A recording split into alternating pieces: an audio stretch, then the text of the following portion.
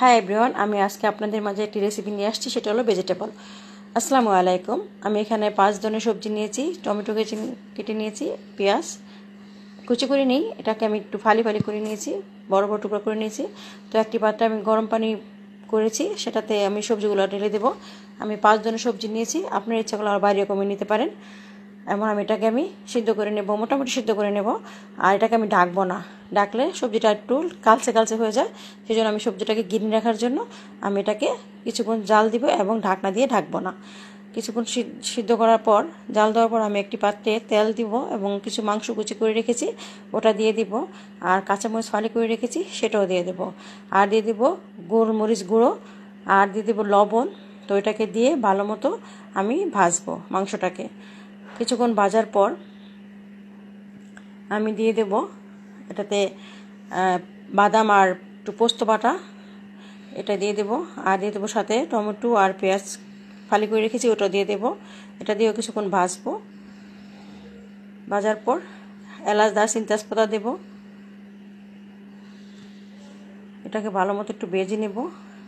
ওই যে পোস্ত আর বাদাম বাটাটা আমি দিয়ে দেবো, এটাকেও আমি কিছুক্ষণ ভেজে নেব। বাদামের একটা গন্ধ আসে, এটা ভালো মতো আমি কষিয়ে নেব। দিব আদা রসুন বাটা, আর দিব আমি টক দই, এটা আমি ঘরে বানিয়ে নিয়েছি। এটা আমি দিয়ে ভালো মতো কষিয়ে নেব, যেন বাদামের গন্ধটা না থাকে এবং আদা রসুন গন্ধটা যেন না আসে।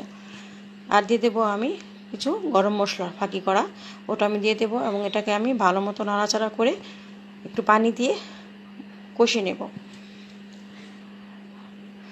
কষানো হয়ে গেলে মোটামুটি আমি এটাকে ভালো মতো কষিয়ে নেব। তারপর কষানো হয়ে গেলে আমি এটাতে আমার সিদ্ধ করার সবজিগুলো এখানে আমি দিয়ে দেব এবং সবজিটাকে মাংসের সাথে ভালো মতো নাড়াচাড়া করে কষিয়ে নেব।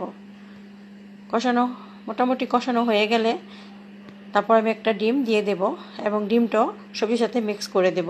ওই যে বললাম না, আমি সবজিটা ডাকবো না, ডাকনা ছাড়াই আমি এটাকে রান্না করব, যেন সবজিটা কালার ঠিক থাকে। সেই জন্য আমি এটাকে ভালো মতো মিক্স করে নেব। আর দিয়ে দেবো আমি 1 কাপ পানিতে 3 টেবিল চামচ কর্নফ্লাওয়ার গুলে রেখেছি, সেটা আমি দিয়ে দেব এবং ভালো মতো নাড়াচাড়া করে দেব, যেন সব সবজির সাথে মিক্স হয়ে যায়। আর স্বাদের জন্য আমি দিয়ে দেব একটু চিনি, যেটা জালের সাথে ব্যালেন্স হয়। আর দিয়ে দেব থাই পাতা, ওটাও ভালো মতো আমি মিক্স করে দেব সবজির সাথে। তো এই তো আমার ভেজিটেবল তৈরি। আমার ভেজিটেবল খেয়ে বলছে আম্মু, আমার মেয়ে, আম্মু বিয়ে বাড়ি একটু হার মানায়। সত্যি আসলে অনেক টেস্ট হয়েছিল। আমার ভিডিওগুলো ভালো লাগলে লাইক কমেন্ট ফলো দিয়ে পাশে থাকবেন, আর আমার জন্য সবাই দোয়া করবেন। আমার এই ভিডিওগুলো যেন আপনাদের মাঝে আমি ভালো নিত্য নতুন ভিডিও দিতে পারি। ভিডিওটি দেখার জন্য সবাইকে আন্তরিকভাবে ধন্যবাদ। আসসালামু আলাইকুম।